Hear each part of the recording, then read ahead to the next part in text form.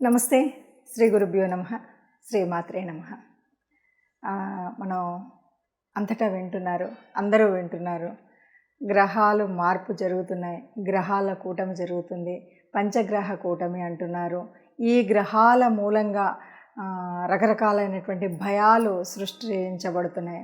రకరకాలైనటువంటి కొంతమంది దీనివల్ల చాలా విపరీతాలు జరుగుతాయని ఇలాంటివి రకరకాలు వింటున్నటువంటి సందర్భంలో ఈ వీడియో మీకు కొంత ఉపయోగపడుతుందన్న ఉద్దేశంగా ఈ వీడియోని వేస్తున్నాను.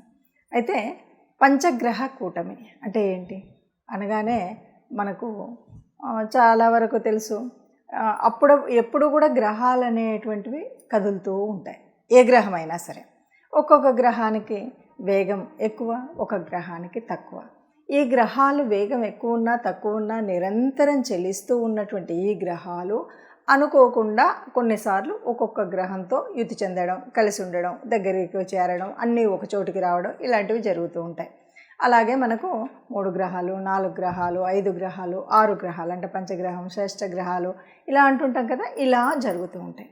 సరే, ఇప్పుడు జరిగినటువంటి పంచగ్రహ కూటమి ఏదైతే ఇప్పుడు రాబోతున్నటువంటి పంచగ్రహ కూటమి ఏంటంటే ఇంతకుముందు మరి జరగలేదా అంటే జరుగుతాయి, ఎప్పుడు జరుగుతూ ఉంటాయి.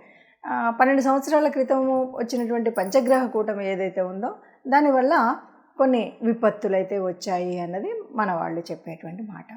అది పంచగ్రహ కూటమి వల్లనేనా, లేదా పంచగ్రహ కూటమి వస్తుందా, లేదా ఇంకా వివిధ కారణాల, ఏదేమన్నా సరే ఇంతకుముందు పంచగ్రహ కూటమి ఉన్నప్పుడు వచ్చినటువంటి విపత్తు అయితే దేశం చూసింది. ఇక ఈ పంచగ్రహ కూటమిలో మరి ఇప్పుడు ఎక్కడ జరుగుతాయి, ఏం జరుగుతాయి అన్నటువంటి మాటకి వస్తే ఈ పంచగ్రహ కూటమి మనకి వృషభ రాశిలో జరుగుతుంది. వృషభ రాశిలో రవితో పాటు గురువు, శుక్రుడు, బుధుడు ఈ 4 గ్రహాలతో పాటు అతి త్వరగా కదిలేటువంటి 2.5 రోజులకి ఒక రాశి నుండి ఇంకొక రాశికి మార్పు చెందేటువంటి చంద్రుడు అక్కడికి వస్తున్నాడు. చంద్రుడు ఎప్పుడైతే వస్తాడో అప్పుడు 5 గ్రహాల కూటమి అవుతుంది. చంద్రుడు 5, 6 ఈ 2 రోజులని చెప్పాలి. ఈ 2 రోజులలో మనకి పంచగ్రహ కూటమి కనిపిస్తుంది. ఆకాశంలో కూడా అద్భుతంగా ఉదయం లేస్తే కనిపించేటువంటి ఒక పరిస్థితి. చాలా వరకు ఆస్ట్రానమర్స్ కానీ, ఆస్ట్రాలజీకి చెందినటువంటి వాళ్ళు కానీ వీళ్ళందరికీ ఇది ఒక పవిత్రమైనటువంటి స్థితి. అందరూ కూడా ఈ పంచగ్రహ కూటమి ఉన్నప్పుడు ఏం చేయాలి, ఏం చేయకూడదు అనేటువంటిది దీని గురించి తర్చనపర్చనలు, చర్చలు ఇవన్నీ మామూలుగా ఉండేటువంటి మాటే. ఏదేమన్నా సరే మరి 5 గ్రహాలు ఒక చోట ఉంటే ఎలా ఉంటాయి అంటే, ఏ గ్రహానికైనా ఓ ప్రత్యేకమైనటువంటి గుణం ఉంటుంది. అంటే చంద్రుడు అంటే చక్కగా చల్లని చూపునిచ్చి చల్లని మనసునిచ్చేటువంటి వాడు. సూర్యుడు ఆత్మకారకుడు.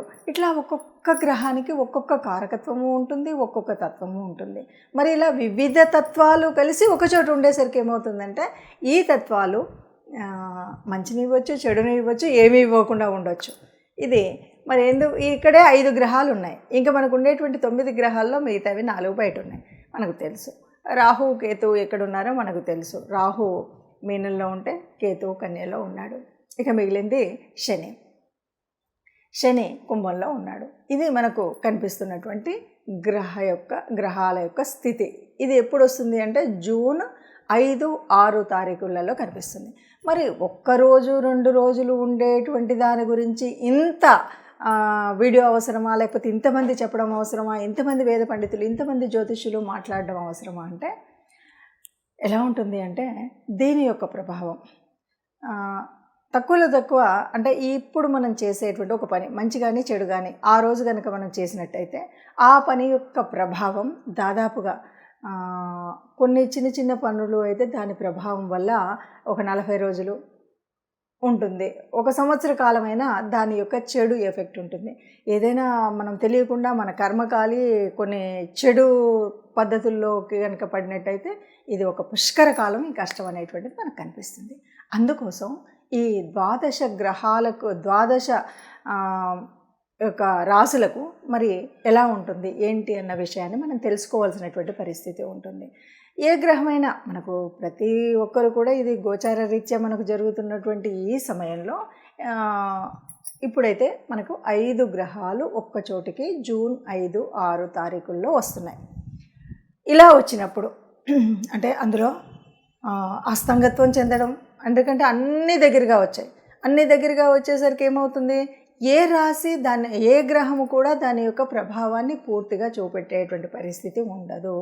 మరి ఇలాంటప్పుడు ఎట్లా ఉంటుంది అన్నది ఒక్కొక్క రాశికి మనం విడివిడిగా చెప్పుకుందాం. తదుపరి రాశి మిథున రాశి. మిథున రాశి వారికి పంచగ్రహ కూటమి వల్ల ఎలా ఉంటుంది అంటే, ఈ రాశి వారికి మాత్రం కొద్దిగా జాగ్రత్తలు తీసుకోవాలని చెప్పాలి. ఎందుకంటే చాలా అత్యధికంగా డబ్బులు ఖర్చు పెట్టడం అనేటువంటిది ఉంటుంది. ఈ ఖర్చు పెట్టేది కనుక మీకు అనుకూలంగా ఉండి ముందే మీరు ఒక యోజన చేసి ఖర్చు పెట్టుకున్నారా బాగుపడతారు.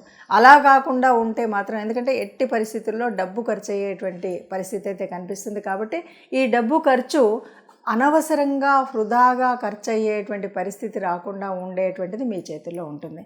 కాబట్టి డబ్బు ఖర్చు పెట్టేటప్పుడు చాలా జాగ్రత్తగా ఖర్చు పెట్టండి.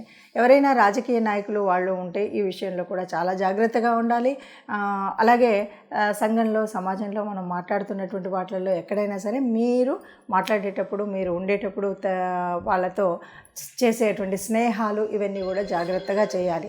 ఎక్కడైనా సరే మీ యొక్క ఖర్చులు ఇవన్నీ కూడా చూసుకొని పెట్టినట్టయితే అనవసరపు ఖర్చులు ఉండవు. లేదంటే అతిగా మనం నష్టపోయేటువంటి పరిస్థితి ఉంటుంది. ఒక్కొక్కసారి కొన్ని ఆకర్షితమైనటువంటి పరిస్థితులు ఉంటాయి. అంటే కొన్ని ఇన్వెస్ట్మెంట్స్ చాలా తక్కువలో మీకు ఎక్కువ లాభం వస్తుందని, కొన్ని రకాలైనటువంటి కొన్ని ఇంటిలో కొనుగోలేటువంటివి కూడా ఉండొచ్చు.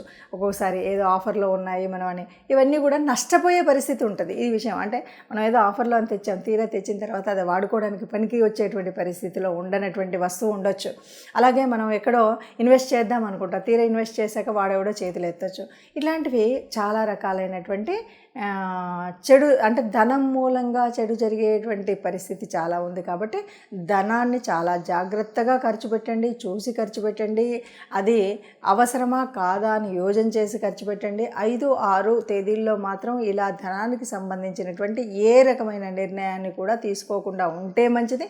అంతేకాదు, ఇక భూములకు వీటికి సంబంధించినటువంటి ఏ విషయమైనా కూడా తగు జాగ్రత్తతో, ఎవరికి అప్పిచ్చినా అప్పు తీసుకున్నా కూడా జాగ్రత్తతో చేసినట్టయితేనే ముందుకు వెళ్ళగలుగుతారు. లేదంటే మాత్రం నష్టపడేటువంటి పరిస్థితి ఈ రాశి వారికి ఎక్కువగా ఉంది అని చెప్పచ్చు.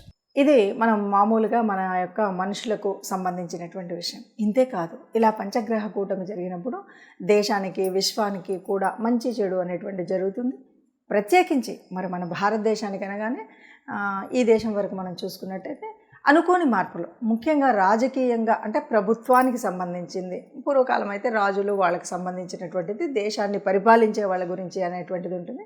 ఆ పరిపాలనా విధానంలో పెద్ద మార్పులు, పెను మార్పులు జరిగేటువంటి అవకాశం అయితే మనకు ఈ పంచగ్రహ కూటమి మూలంగా జరిగేటువంటి అవకాశం ఉంటుంది.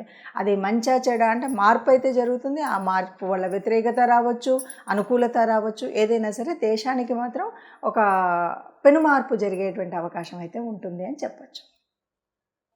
ఇది మనకు ఇంట్రోలో వచ్చింది. 5 నిమిషాలు వచ్చింది కదా మొత్తం. సో ఇప్పుడు ఎండింగ్. మరి గ్రహాల యొక్క కూటమి అనగానే అందరూ ఒక భయం అనేటువంటిది అవసరం లేదు అని తెలుస్తుంది కదా. పంచగ్రహ కూటమి వల్ల మనం పెద్దగా భయపడాల్సినటువంటి అవసరం ఏముండదు. కాకపోతే శారీరకంగా మనకు రెగ్యులర్గా గ్రహాల యొక్క మార్పు జరిగినప్పుడు ఎలా ఉంటుందో అలాంటి మార్పు అయితే జరుగుతుంది.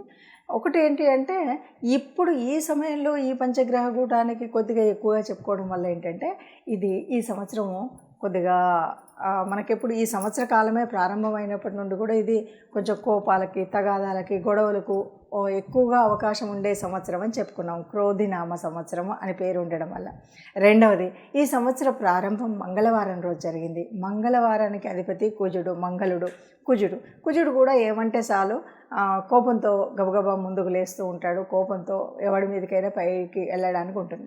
ఈ ప్రభావం ఏదైతే ఉందో, ఈ ప్రభావం మన మీద పడకుండా ఉండడం కోసం కాస్త శాంతియుతంగా ఉండాలి, నెమ్మదిగా ఉండాలి. ఎందుకంటే సహజ సిద్ధంగానే కోపతాపాలు ఎక్కువగా ఉండేటువంటి ఈ సంవత్సరంలో ఇలాంటివి రాకుండా మనం మన మనసుని కనుక కంట్రోల్ చేసుకోగలిగితే గ్రహాల స్థితి ఎట్లా ఉన్నా ఏమీ కాదు. ఇంతేకాదు, ముఖ్యంగా మనం కొన్ని పరిహారాలు ఏమంటే, అమ్మవారిని ఆరాధించడం, చక్కగా లలిత అమ్మవారిని స్తోత్రం చేయడం, 5, 6 తేదీల్లో ఏవైనా ముఖ్యమైనటువంటి పనులుంటే ఆ పనులను ప్రారంభించకుండా ఉండడం. ముఖ్యము అంటే మనం వివాహాది కార్యక్రమాలు అయితే చేయలేము, ఎలాగో మనకి ఇప్పుడున్నటువంటి దీని మూలంగా, ఎందుకంటే మౌఢ్యం ఉంది కాబట్టి. ఇక మనం చేసేటువంటివి గృహారంభాలు ఇవి కూడా చేయం. కానీ కొన్నిసార్లు ఎలా అంటే ఇంకా జీవితానికి పునాది వేసేటువంటి కొన్ని కార్యక్రమాలు మొదలు పెడుతూ ఉంటుంటారు. అలాంటి కార్యక్రమాలు ఇవి కూడా చేయకపోవడం, పెద్ద డెసిషన్కి మార్పు వచ్చేటువంటి విషయాల్లో ఈ డెసిషన్స్ తీసుకోవడం, ఇలాంటివి మనం చెయ్యకుండా ఉంటే మంచిది.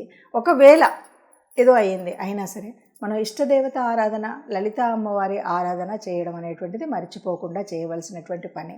ఈ రెంటికి తోడు వీలైనప్పుడల్లా ఈ సంవత్సర కాలం అంతా కూడా నవగ్రహ మండపానికి వెళ్ళాలి. తప్పనిసరిగా నవగ్రహ మండపానికి వీలైనప్పుడల్లా వెళ్ళడం, నవగ్రహ ప్రదక్షిణ చేయడం, లేదు మనకు వీలైతే ఇంట్లోనే కూర్చొని నవగ్రహాలకు సంబంధించిన స్తోత్రాలని చదువుకోవడం. ఇవన్నీ కూడా కాలేదండి మాతో అన్నప్పుడు ఒక పని చేయొచ్చు. మీకు వీలైనప్పుడు గోశాలలు ఎక్కడైనా ఉంటే గోశాలకు వెళ్ళి గోశాలలో మనం గోమాతకు కావలసినటువంటి గ్రాసాన్ని సమర్పించడం, వాళ్ళకి కావాల్సినటువంటి అంటే గోవులకు కావాల్సిన ఆహారాన్ని ఇవ్వడం కోసం మీరు డబ్బు కడతారా, వెళ్ళి మీరు స్వయంగా ఆ గ్రాసాన్ని తినిపిస్తారా, మీ ఇష్టం. మొత్తాన్ని గోగ్రాసాన్ని అందచేయడం అనేటువంటి విషయాన్ని మర్చిపోకుండా అందచేస్తే కనుక ఈ గ్రహాల మార్పు వల్ల వచ్చినటువంటి ఏ రకమైనటువంటి కష్టం నష్టం అంతగా ఎఫెక్ట్ లేకుండా హాయిగా ఉండగలుగుతాము అని చెప్పొచ్చు. అందరం సుఖంగా ఉండాలన్నదే. మార్పులు అనేటువంటిది గ్రహాలు నిరంతరం మారుతూనే ఉంటాయి. కానీ పుట్టినటువంటి మనం సుఖంగా సంతోషంగా ఉండాలి అన్నది అందరికీ ఆలోచన. అందరం సుఖంగా ఉండాలి, అందులో మనం ఉండాలి. నమస్తే. సర్వే జనా సుఖినో భవంతు.